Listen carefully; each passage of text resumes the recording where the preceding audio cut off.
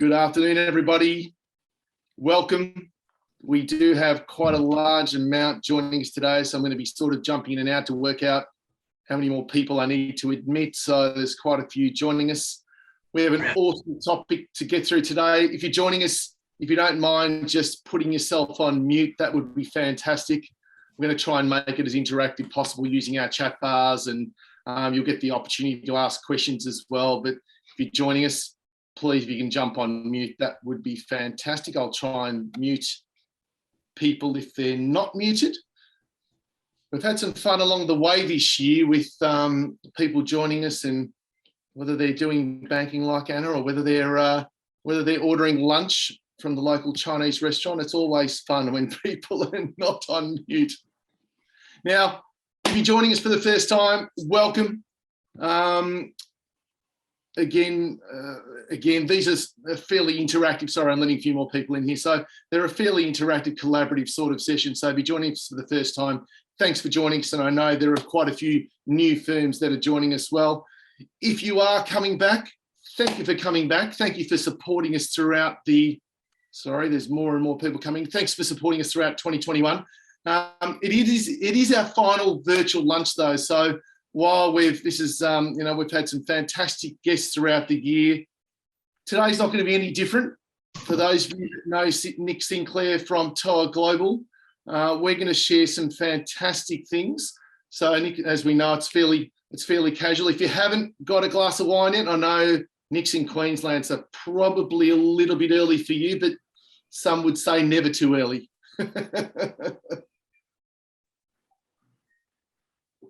As I have a sip, it's just gone past 12 o'clock. All right, let me stop sharing my screens. Have I got you there, Nick? Yep. Can you hear me all right? Oh, what's happened to your sound? Oh, I've got you. Beautiful. I got you back. Yeah, beautiful, mate. How are you? Good. How are you? Yeah, good, mate. Bit early to drink. It's a little bit early, and I got interviews today, so I need to be respectable in those. Yeah, look, I don't. So it's a funny thing, obviously with most of Victoria being in lockdown for the last 2 years, it's interesting where we're starting to open up now. We're getting out there. Everyone wants to catch up for a drink. Let's catch up for a drink. Let's catch up for a drink. So it's been really, really interesting the last few weeks in particular. Now, Nick, for those that probably don't know you, maybe it's probably a great opportunity to share your little story. It's a great story. So maybe I'm not quite sure if you can put it together in maybe 60 seconds or so, but we've got about 45 minutes to get through a lot that we're going to share, which I look forward to sharing with everybody. And I've got to let a few more through. So, mate, I might let you start with your story. So 60 seconds is a bit of a challenge to tell that in, but obviously I think a lot of these faces are familiar. So my story really ran a financial planning, accounting, property buyer's agent and mortgage broking business for many years, struggled with talent, couldn't find talent, growing fast. We're running 3 admin staff, every income producer, and found the Philippines on a trip with EO, Entrepreneurial Organisation. So great learning network, and stumbled across it, set up our back office there. And then Rob Nixon asked me to go on his roadshow, and across 13 cities across Australia and New Zealand, 1,300 accountants. It was called Capitalising on the Cloud. So this is when Xero was probably in his second year. He was using me as a device, you could say, to say, look, compliance is dead. You need to move for advisory. None of us buy into that. But at the time, it was a big thing. I was doing bookkeeping for $20 an hour, or making it cost effective.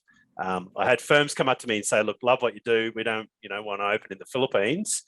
Can we put some people in your office? And, the outsourced accountant grew from that. And, we just ticked over 2,500 staff. We're putting on about 140, 150 staff every month. And I mean, we're solving that capacity and talent problem. And that's really what we do. And, we've also this year become a registered training organisation. So we've got another business called AB2 Institute of Accounting, which trains accountants of the future now. So diploma, certificates.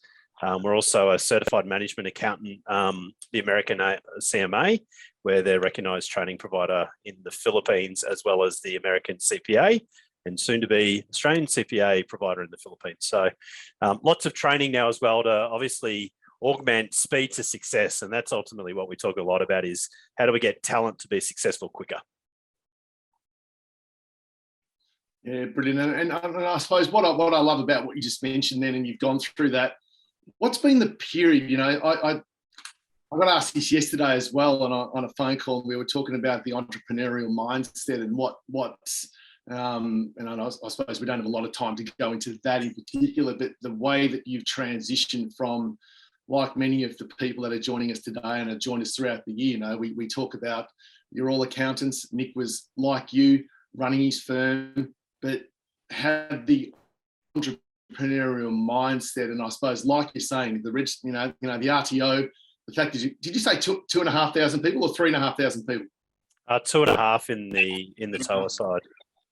Yeah, so you got 2,500 people now, but you've had to create time to be able to work on your business as well. And I think that's that mindset that I often talk about. You know, I presented at a CPA conference or discussion group only a couple of weeks ago as well, and I was talking about this entrepreneurial mindset and the ability to move to that mindset from where sort of maybe others have been. And 2021, probably 2020 as well, they've been different years for most of us. And I think, you know, as a lot of people are looking forward to putting another year behind us and looking forward to 2021, and how do you start changing a little bit of that? So that's what today's all about. Today is, hopefully we're going to be able to highlight and provide some really nice insights, and Nick's going to be able to share a little bit about what he's done with his mindset to getting to where he is now, to be running this business. How many offices have you got around the world, mate? Oh, look, we're in 5 countries and we've got, I think, 12 offices across them now. So there you go. So 12 offices, 5 countries, 2,500 people. And how long ago did you transition to this? You just told the story about Rob and EO, and is it? Yeah, so 8 years on the 3rd of December was our 8th anniversary. Brilliant. So only 8 years ago. So the fact is, we can do this. Sorry, as I'll let a few more people in. So ideally, hopefully the next 45 minutes is about sharing ideas and thoughts and giving all of you that are online today the ability to say, yeah, look, how do I start changing a little bit about what I do to start moving into a different direction, and whether it's becoming more productive. I think even offline, just before we let everybody in, we were talking about being productive doesn't mean that you're productive in your workplace. That may mean, how do I actually spend more time with my family? You know, I was about to say a young dad. I suppose I'm a young dad. I've got young children, should I say? Maybe not a young dad. But, you know, I've got 3 boys. I've got 3 active boys. I personally want more time with my boys. I know at 12, 9, and 6. In another 5 years' time, they're probably not going to want to hang out with dad as much as they are or can do right now. And, you know, so again, for me, it's about, how do I work smarter? We've all had these different sayings along the way with working smarter and not harder. But I think that's exactly what we need to do. And so I'm looking forward to sharing a lot of that with everybody on the line. So, mate, let's kick off. I think, you know, again, and in my little promo, I talk about this a bit as well, in terms of we've only got 24 hours in a day. We've only got 7 days a week, yet some people use their time better than others. And again, that's hopefully, again, we're going to challenge ourselves, and everyone that's on the line, I'm going to challenge you guys to think about what you're good at, where you waste your time, and hopefully some of the stories and some of the things that Nick will share will resonate as well, which is really important. Nick, I might start off with you, mate, and say, well, what are some of the, let's say, the time-consuming tasks that you have had to conquer, find solutions to in the past to move forward? Yeah, so a big thing for me, I read a lot. So I read around 24 books a year. I listen to probably 6 podcasts a week. I listen to at least 1 a day. Like, I consume a lot, and that I build that into my structure. But something I learned probably about 7 years ago is a guy called Dan Sullivan, who wrote a book, Not How. It's about unique ability. So it's, what are your unique abilities? What are you good at doing that no one else can really do in your business? And you only do that. So for me, I'm very clear on the real things that I'm strong at, and I'm really clear on what I'm not good at. And I then set a people strategy. And this was, we really set this in motion probably 5 years ago. I brought a CEO in close to 4 years ago because that's not my strength. Building a leadership, building an operational team globally, running it 24 hours a day, 6 days a week across, that's not my thing. My thing's doing things like this. It's strategy. It's about, community, all those bits and pieces. So having a very clear around what am I good at doing, but more importantly, what am I going to enjoy doing for the next 20 years? So I continue to want to wake up. What are my unique abilities? And then it's around who, not how.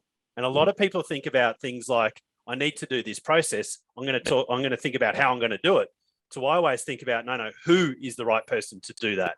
So I am constantly reviewing my time every 3 months to go, what is it that, I should be doing?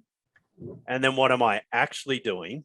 And then who can I move that to if it's shouldn't be on my list of my outcome profile? So we talk about outcome profiles, 3 rocks that you got to focus on. We have quarterly outcomes. We're very structured in that. So I really focus on, and a big part of it was partnerships. So I still manage a lot of our ecosystem partnerships within our business. So one of the things at strat planning I brought up was saying, look, I still am, the business is key dependent on me in these few areas still. And then we looked at, all right, well, who is the best person to do that? If it was me, it stays on my list. But some of those things wasn't. So we went and basically created a plan to create these new roles that would take on that as a function. So if you're continuously doing that, going, all right, who, not how, what are the things that I need to be really doing? And some partners are really good technical and not great at running businesses. And that's cool if you are running, if you're doing the technical part, you don't have to run the business. Do what you enjoy doing and what you're good at doing, but you need to build a business because otherwise no one's going to want to buy what you've got and you're going to be trapped in it. I have 12 weeks a year off. I'm unapologetic about that. The kids for me in school holiday is my priority. So I spread my world around that. I probably work more hours than most of our team do because when I'm not at work, I'm not at work. But when I'm at work, I work some solid hours. But that's how I've structured my life. So it's very structured. I mean, my diary is now completely scheduled for next year. 100% locked in. Every event I'm going to, all the things I'm doing, I've got slots available. So it's flexible, but it's pretty much set. I've got all my travel booked for next year. So I know I'm doing 12 international trips. I'm doing 3 road shows around Australia with TOA. I'm speaking at 5 conferences already. Like all of that is structured so that I can control my life as opposed to have my life control, my work control me. So I probably answered about 4 different things in that one little bit. Yeah, mate, I would agree. I think, and I think it is interesting because you've got people that are structured. Some are more structured than others, and I'm a structured person as well, and I run my cal. But some of the key things you mentioned then. So, and hopefully this is something where everyone that's listening to this can sort of challenge themselves as well. So you mentioned that every 90 days you work out what you're good at and what you're not good at, and you think of the who first, and rather than jumping in and doing it yourself. Was that initially hard to do? Because I think as leaders, you tend to want to, well, let's call it the word control. There's a lot of people that like to control everything. So how do you stop yourself from doing that? I had to learn that there's better people than me to do it. And I think that when I started recruiting really, really good people that made me look like I was useless in the role in the past, then it was pretty easy to go, you know what, it's pretty easy to hand over, get out of their way, let them do what they do. But I'm a very data-driven guy. So I do see all the data. I get the reporting that I need to get the confidence with the lead and lag indicators to be able to let go. And that was even when I had my planning company. Like I had a GM running it. I was one of the advisors. I walked into meetings all day. I did meetings all day. I walked out. She ran the business. But I had the key numbers because I knew what I enjoyed doing and I knew what I was good at doing. And I think that's the first step is really going, all right, well, I'm part of the business. I'm not the business. What role do I add the most value? And then, you know, what are they paying me to do that? And is it viable? You know, could I employ someone else to do it? Because ultimately, if you build a business, it shouldn't be reliant on running with like when you're not there. It should be able to actually run better when you're not there because you're getting out of people's way. And that's the exact conversation I had yesterday with 2 guys with regards to, we were throwing out a bit of a challenge, and The challenge was around what is the business worth and how much reliant is it on you based on what that business may be worth. And it's an interesting thing. You're right. If you can't challenge yourself to maybe have 12 weeks off a year, that everything is reliant on you, and especially certainly in our industry where those relationships are reliant on you and all of our guests that are online today, well, that could be the difference in maybe, again, going back to an old sort of traditional model of getting maybe 80 cents in the dollar or getting 100, or getting $1.40. So that's the discussion we had yesterday. So it was a very interesting thought process to building a business. And this is the bit where making those changes is so important. Mate, if you don't mind sharing, I'm going to get everyone that's online, I'd like you to use the chat bar soon to share some of the comments as well. And I haven't had a look at the chat bar soon. There's already a heap of comments in there, but what was the number one, if you could share, time consuming activity for you that you said, right, I need to make a shift? I mean, initially it was when I was running, when I was working in the accounting, I was in 7 hours worth of meetings all day, and I'd come out to, hundreds of emails. So and this is my biggest pet peeve with managers and partners sit behind their computer screens all day, every day. When if you're a manager or a partner, you should be sitting in front of clients all day, not in front of your computer screen. So for me, I was working what I call 2 shifts.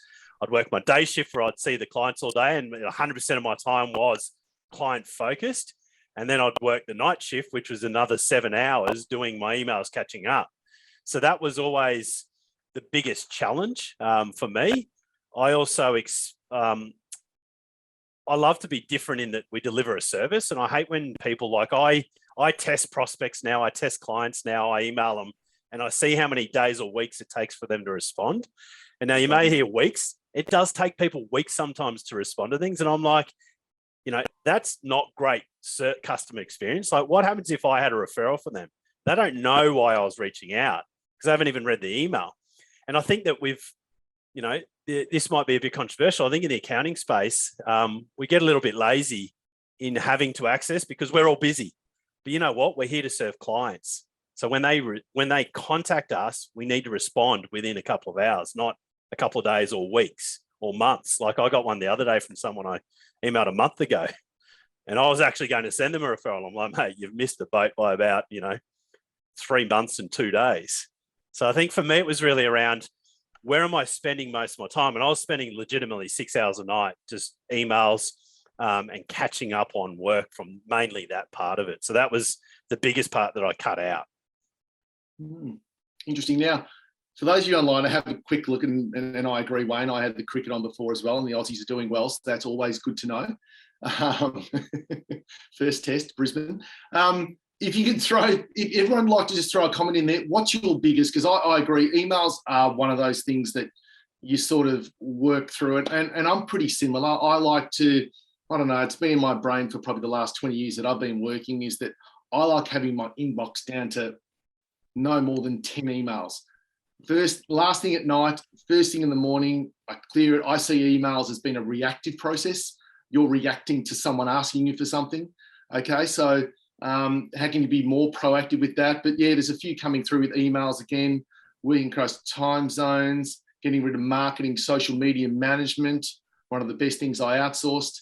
Well done, Amy. Yeah, look, so throw some comments in there because I want to come back to some of that as well to say, what are some of the solutions? Because I'm probably similar, and I'm going to take you guys through a very similar process with Nick shortly with getting over the mindset of how do we get into the mindset of letting somebody else manage your emails? Because I don't know whether I'm ready for that myself from a control point of view, funny about that. So we will work through that. And even from a marketing point of view, I think marketing's got a little bit easier depending on where your skills are at, but there are little things that I think we can get a lot better about. Now let's talk about, you sort of mentioned before with regards to, and I'll put them down as goals, because the sort of things that you started to think about that were more important to you.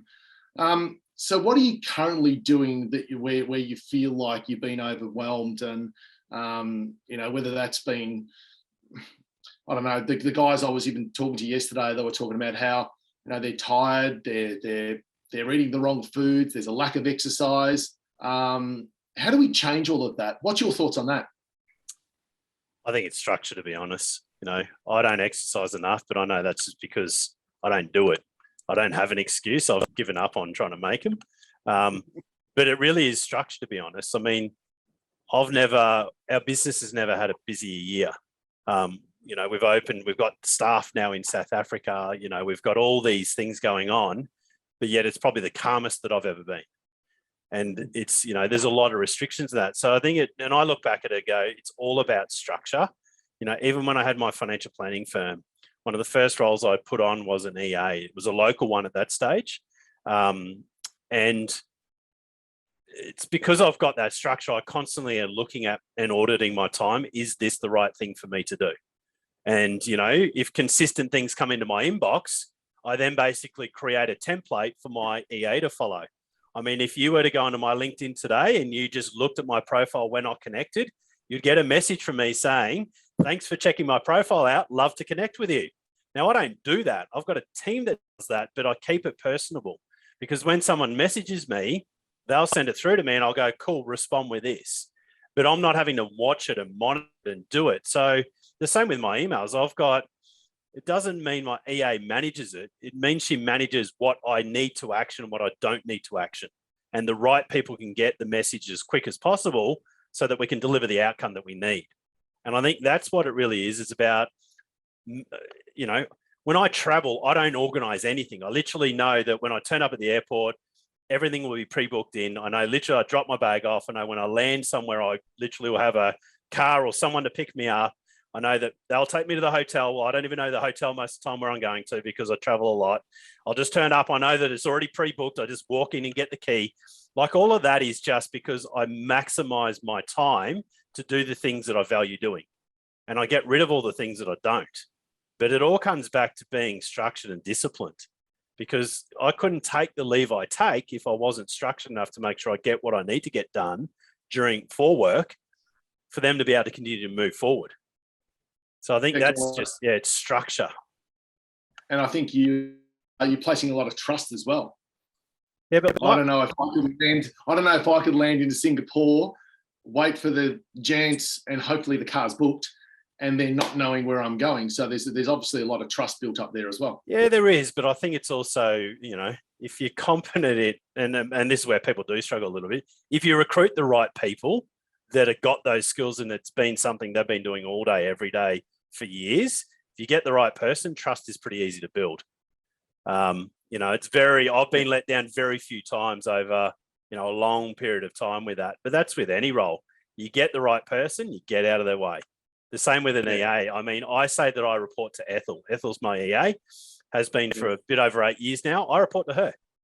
She runs her job is to make sure I'm as effective and efficient as possible. And that means gatekeeping at times, means making sure that, my diary's not too full, that I've got time to do the projects and work that I need to do, that I'm talking to the people I need to talk to. But at the end of the day, that's her role, is to make me as effective as possible. And, if I get the wrong person to do that, they're not going to be able to do it. So it comes back to hiring competency, really. And it does come to trust, but you build that trust. Yeah. Correct. So going back to your structured, we spoke about every 90 days. So how do you go about setting your goals? So, because I think, even if let's say the start of 2022, if I wanted to say, well, I don't want to work 5 days a week anymore. I want to work 4 days a week. I want to spend that extra time with my 3 boys. We're busy with so much goddamn sport at the moment. It's not funny. Is that how do you go about setting your goals, so you can share a little bit about and assessing those that can, to work out how do you create that time? Yeah, so we're very structured in our strategic planning. I always have, from when I had my small planning company where it was me and one other, up till now, we're the size we are. We do strategic planning every October. We run calendar year. Craig, our CEO, runs that. So our whole business knows what our strategy is for next year, what the key priorities are. Our marketing plans are mapped. Our employee events for the year are mapped. Everything to do with our business is pretty much locked away for next year, or a couple of days away from being locked away. So because we've got the business structured, we can then go, cool. For me personally, what do I want to achieve next year? And these are the things. So when the business maps it, I know what I need to be at, and then I can map my world around that as well. So, you know, I went through this exercise, I think it was 8 weeks ago now. I basically got my EA, Ethel basically gave me a calendar. She said, all the school holidays are already blocked out, all the public holidays, all the key events that you need to be at, like ZeroCon in America and now roadshows, all of these things that I need to be at, they're already in my diary. So then it was basically, you now map what you need to get done within that. And, you know, it's loose over 12 months, but it's mapped. But then on the quarter, it's pretty much like my Q1's pretty much locked away. So, you know, when I have my kids, for example, I have the kids every second week. So I got equal custody of my kids. So I drop them at school. So I get to the office about 9. I leave at 1:30 because I got to sit at school for 2 hours to get a park, and I work out of the car.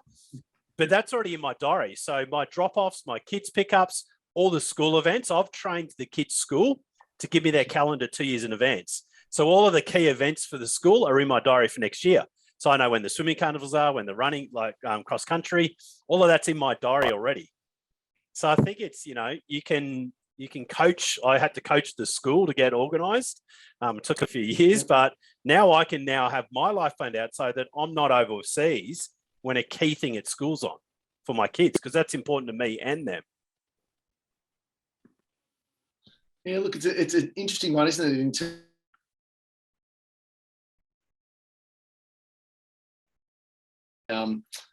On the chat bar, and I think I will come to one now even to ask a question with regards to, I saw Clint put up when we were talking before with regard to, does that depend on the size of the organization? Not every organization can employ a CEO or a PA. So interesting to get that structure. 100% agree. I couldn't afford it. Like, I've got an executive team now of 7 really, you know, senior executives that are worked in really big companies, like makes ours look really small. I couldn't afford them 8 years ago, but I had a very, very clear plan of what I needed to get them. You know, the first one was bringing Craig, our CEO, on. The next part was then giving him the ability to build out an executive team. So it was really around, all right, what are the things that I don't want to do? So I looked at it and went, I can't manage, you know, these hours that I'm working. So I needed an EA. An EA cost me, call it, you know, $1,500 a month total. So I went, well, you know, what's my charge out rate, or what's my hour worth? How many hours do I need to be able to be productive to cover that? That was pretty easy when you look at the cost of, you know, it's only $1,500, $2,000 max. Go, cool, that's done.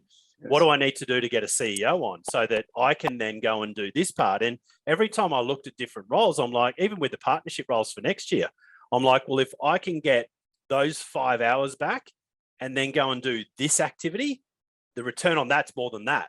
And if that's the answer, then it's like, cool, do it. If it's no, it's not, you're the best person to do it, then I still do it. So it's all about ROI, but it's about having a plan to get there. It took us 8 years to get a full executive team. So it's only now that we're finalizing our CMO role, and we've got global VPs, country managers and that. I couldn't do that when the business started, when we had, you know, 20 staff. We were basically bootstrapping it. We were funding it ourselves. You know, every office we fit out in the Philippines, there's no funding. You know, an office fit out for us cost $1.7 million. And we've got, 7 there. We're building 3 more next year. Like, we all have just because a lot of people go, oh, but you're bigger, you can do that. And I'm like, well, we weren't always big. We just had structure. Even with my accounting and planning company, I always had it. We were a small business then. But we had structure to go, at this point, I need to bring on a GM. At this point, I need to bring on a manager. And I saw your comment before, David, about obviously the global team, you know, the bottleneck obviously comes back to Australia. And that's where it's around going, all right, what's that planning? And I had this conversation with a client last week. One of our Gold Coast clients came across the bridge across Chevron Island and had a beer with us. And he goes, Nick, I'm just, you know, I'm the bottleneck now. And I said, well, mate, I'm going to break some hard news to you. You're going to have to do one of 2 things. You're going to either have to suck it up and just deal with it, or you're going to have to take a step back potentially on what money you're drawing from the business and put someone on. And it's a short-term pain, but it will help you in 12 months' time. Now, not everyone's willing or able to do that. So it's always about a decision of, I take the money or I put it back in to grow the business. And I think that's the decision you need to make. For me, it was always, I want that freedom. So I'm going to put it back in the business, and I'm happy just to draw a lower income.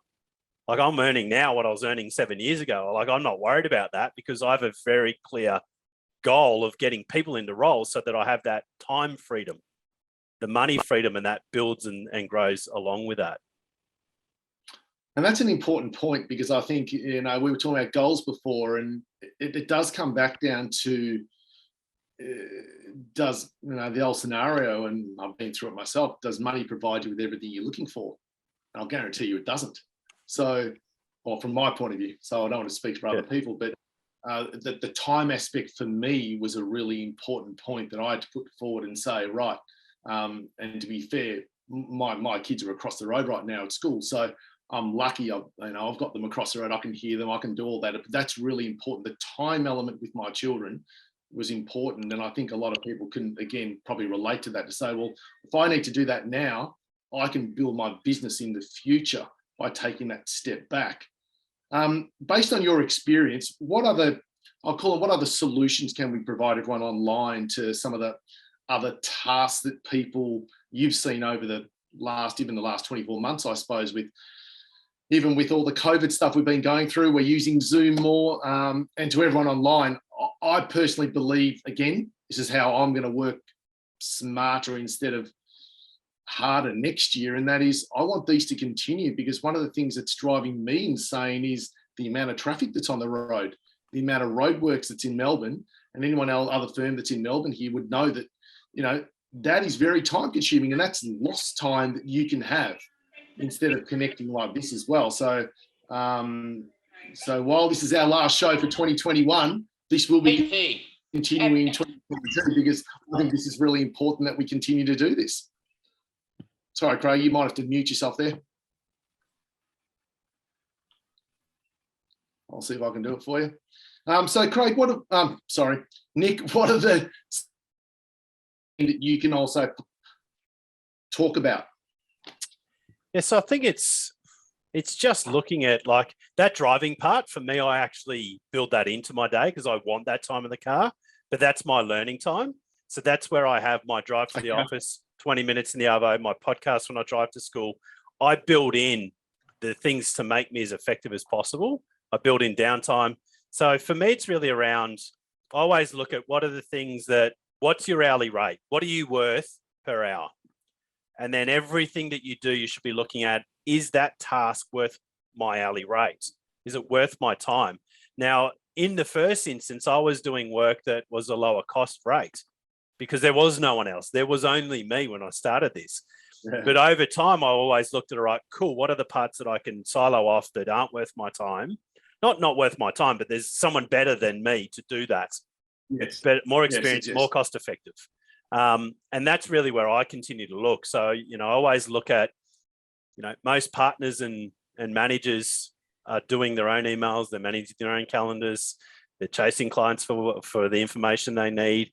A lot of that you shouldn't be, like I said earlier, you shouldn't be sitting in front of your computer if you're a partner of a firm, 6 to 7 hours a day. You shouldn't really be behind it at all.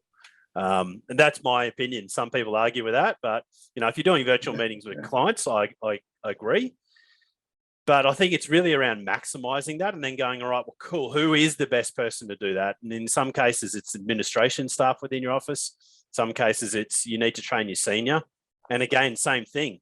A lot of people, but my manager's not there at that level yet. But what have you done to train them to get them to that level? You need to take the time to do that. And that's what I had a conversation with one of our VPs of marketing earlier today. She said, I'm just buried, Nick, and blah, blah, blah. And I'm like, yeah, but that's how much time have you invested in the new team member to actually train them on that? She goes, oh, Nick, it's just quicker if I do it. I'm like, yes, but you're going to be doing it every day. You're the how at the moment, not the who. So train the who on how to do it. So invest the time, because your investment now will pay off down the track. And I think that's a key thing is your people are only as good as what you make them. Yes, there's personal accountability. Yes, there's onus on them. But if you don't invest them in the time in them to do the things that you're doing, guess what? Go and look in the mirror and see who's going to be doing it in 6 months, 12 months, 2 months, 1 month, 1 week. It's you. And I think that's a hard thing because it's that trust. It's quicker and easier if I do it. Yep, it is. But it means you'll always be doing it. Yeah. So there's a massive mind shift change there, isn't there? Because not only is it that, but it's also, it comes back down to control. And with respect, we've been in the industry long enough that a lot of people like to have that. If you're that type of leader, you do want to have that level of control. So you've got to give that up as well. And it's probably a good little segue into, I've always had an executive assistant that's been in the office with me. And when you've got a really good one, you just spoke about Ethel, that she's been with you for 8 years or so. I had Amy for 6 years, brilliant, did everything, trusted her. How do we move to let's call it that virtual side as such? Because Ethel, where does she reside? Philippines. No, she's in the Philippines. Yep. So I've always wanted to do this, but I've always had a hesitation to doing it myself, because I agree, to get rid of these low-end administrative tasks so I can spend more time with clients and working on the business. We always talk about working on the business and strategy and team members and these sorts of things, which are so important. Recruiting, training. What are the biggest barriers to actually working through that? Because I suppose from my point of view, I'd be saying, how do I give all that to somebody that's not sitting next to me?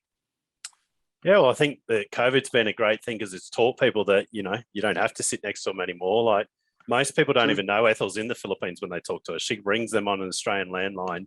She talks to them on the phone. She communicates with them via email. Most of the time when they come into the office, they're like, oh, I'd love to meet Ethel, always chatting to her. I'm like, well, let's jump on a plane and we'll go and meet her.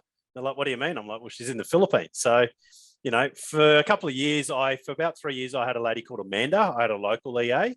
It was good. Did she do anything different than Ethel didn't do? Not really. I mean, unless I needed her to run down and get lunch because I had meeting overruns or something. But the reality is there wasn't anything she was really doing that someone else could do virtually. I don't need them to pick up laundry. And, if you're using an EA to do that personal stuff as well, it's different. But for me, it makes no difference. And the only real difference was I could have 4 Ethels for the cost of 1 local.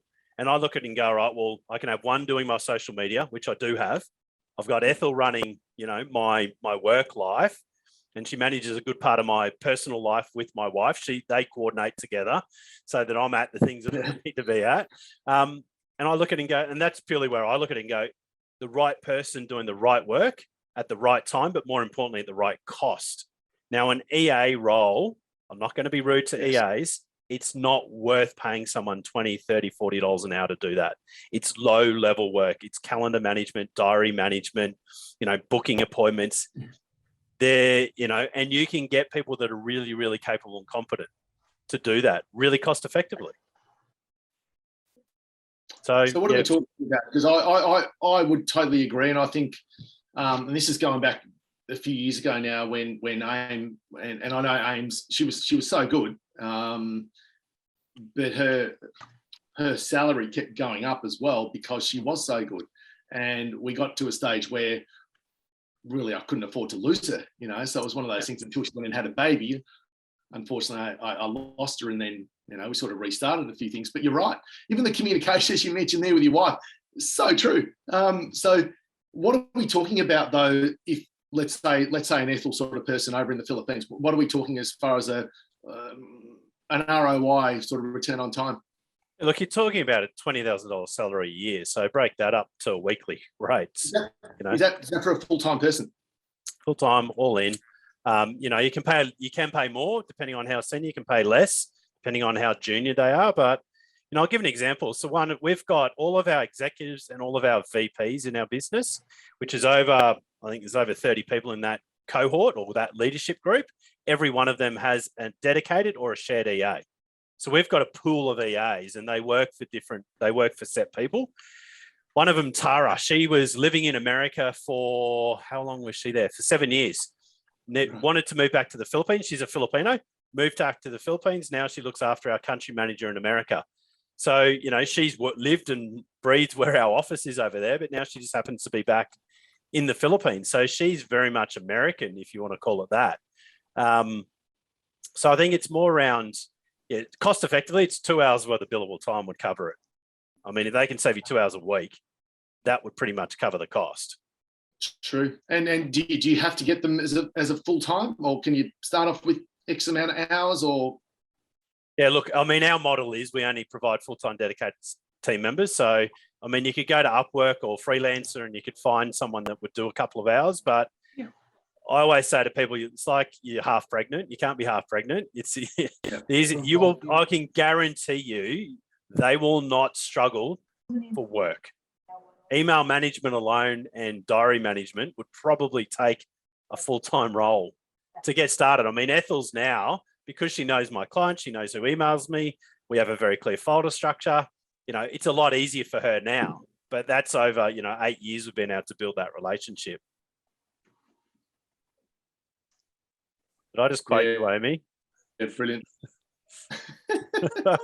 Is that your half pregnant quote? Yeah, it is my half pregnant quote, Nick, but thanks, I love it. You rubbed off on me.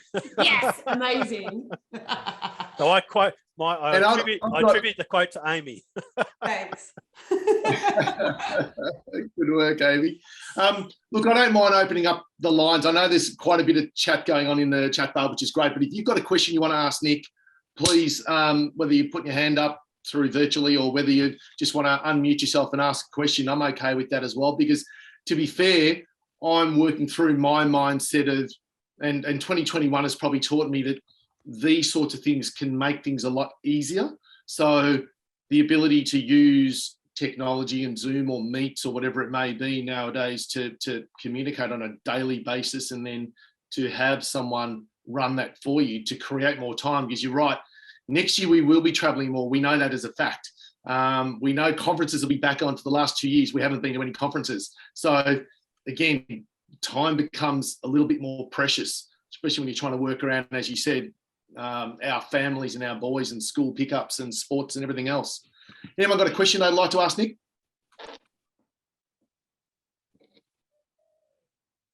This is Babu. How are you?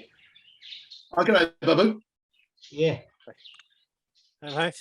Yeah, good, Nick. Well, I got 3 people through your business, TOA, all full time, and they're all working good. And the only thing is, a lot of challenges I get in my business, a lot of technical. I provide a lot of tax advice and a lot of structured thing. I get a lot of challenges in my business. Even though I got 3 through your business, I got a couple of them here. Still, I'm too busy, not able to spend too much focus on the family. What's your thing, like, how I can put more strategic things from my end to, free up to some extent my time, and also I can improve my business. Sorry, I can hear you. I'm on a webinar. Just give me maybe 5. Is that all right? Pam. It's a great question. If everyone can just keep in mind, if they're not asking a question, that'd be great. Thanks. But great question. I think for me, it's about what are the things that you're spending your time doing is the first one. Doing an audit of your time and go, where am I spending that time? I mean, if you need to do that tax stuff, that's fine. But when you do it, record it as a training video and then go, well, who is the person I need to train for this in the future? And I'm going to, over the next 6 months, I'm going to do that training, half an hour a day. It's 2.5 hours a week. And you could do it, come in a little bit early and go, you know what, for the next 6 months, I'm not going to, and you need to communicate this with your family and say, look, I'm going to go to work half an hour early for the next 2 months, but I'm doing that to train this person, and that's going to save me 6 hours a week. And that gives me the time that in 3 months' time, I can now, do X. So I think it's really around being very clear on where you can save the time, setting a time frame to start training those people and communicating it with your family. Because I was working, like I said, stupid hours, and I still do at times, but I'm very prescriptive. Like I said to my wife, this is my last week of work. Like, I will be at work from when the sun comes up till pretty much when you're almost waking up. That's my week this week. But after that, I'm with you for 6 weeks and you'll be telling me to go back to work. I said, so I'm very prescriptive and communicate. This is how it's going to be this week. I've had my daughter's dance concert. I'm the president of my son's basketball club. We're the second biggest club on the Gold Coast. So I'm running that as well. Like, my life is busy, but I'm very prescriptive, and then I communicate it. So I think it's really going, what are those for you things that even that one thing you want to get off your desk so you don't have to do it. But if you don't do that, nothing, and I always say, if nothing changes, nothing changes. You know, if you don't dedicate the time to train, guess what? They're not going to be able to do it. And I think that comment you just made before in terms of being able to record what you're doing, I think that's brilliant. Again, maybe this technology might have been around 5 years ago. Maybe we didn't use it as well as what we did. Now we've got the ability to use these sort of things, and you record everything you're doing, and then bang, it's stored. It's a part of your system and your process for other people. Yeah, brilliant. And thanks for your comment, David Ross. David also commented that 20K for an EA is priceless. So it's fantastic. Anyone else got a quick question for Nick before we wrap up for the year? How hard is it to get, or how easy is it to get marketing people, Nick? I know social media is a big one. I know time consuming as well. Our professional partners, we're lucky we've got resources in-house at St Kilda Road, but it's very time consuming. It is. So I think that, you know, it depends on what you're looking for. Again, a lot of people go to the Philippines and go, oh, I can get someone for a quarter of the price, but I want them to do everything. I mean, you need to build a strategy. They do the execution. So those, I mean, there's tons of resources. There's, I mean, this year we got 30,000 applications for 1,000 roles. So there's no shortage of talent over there. Where we see accountants go wrong is they go, I want a marketing person to run my social media, and they get someone on, and the person's sitting there going, right, what do you want me to post? What's your content strategy? What's your pillars? What do you post on a daily basis? What's your hook? What's your offer? And they're like, can't you just come up with all that? And it's like, well, no, because you're the subject matter expert. That's what you are valuable for. I need to get that from you. So you need to be good at the strategy. They become good at the execution. But guess what? You got to build the process for that. You know, my LinkedIn, they do all these things for me, but everything's templated. Everything's got a training video. Everything's very prescribed on how they do that to be successful, plus very clear KPIs of what those activities are every day. So, you know, there is talent globally for every role. It's more around how are you at getting your system, your process, and setting them up to succeed at doing that. Because I've failed at that. I brought on someone in social media, 20 years of experience with Microsoft, huge experience. They basically sat there and they all were lost. They didn't know what to do. And I came back and go, why isn't my social media humming? Like, why am I not getting new followers every minute? And they're like, because we don't know what the heck to do. Like, we understand how to do it, but you need to give us the strategy. So, yeah, it's an interesting one. And that's that one where, again, to everyone listening, this is about the working on side. So you're right. You just kind of, like anything, if you brought someone on board into your office and you said, well, it's your role. Well, no, it's not. It's their role to execute. So I think your comment there was spot on, and I think so relevant to making sure that we're clear on what that is, so that somebody can execute the strategy, which is very, very, very good. I've created a guide. I'll just put it in the chat quickly as well. It's just about leveraging your time. So go on and have a look at it. And yeah, there's some ideas in there as well. And I think everyone can, that's the great thing about this particular topic. So copy and paste that link, everybody. That's the great thing about this particular topic, is that I think every year we want to get better in doing things, and whether it's greater structure, calendar, life is not getting any slower. It's getting busier. Certainly from my point of view, I just feel it's busier, and sometimes you've just got to create new strategies to actually get better at managing your time. So look, Nick Sinclair, thank you very much, mate. We've just gone 12:50, so I'm just conscious of time. If anyone's got any comments or thoughts, or again, this is recorded, this will be on our Professional Partners Plus TV channel. So jump online, go back, look at it. Some of the thoughts and comments and insights were just priceless from Nick. So I know I'm going to go back and do the same thing. I've taken some notes as well. So to all of you that have been supporting us throughout the year, thank you very much. It's been a massive 2021. We will be back in 2022. It's going to be exciting. Again, please have a very safe and happy Christmas. Have a wonderful New Year. Nick, enjoy your 6 weeks off. I'm sure you will. I'm moving houses. I've got a lot to do. So oh, you're moving house as well. Yeah, so it'll be fun.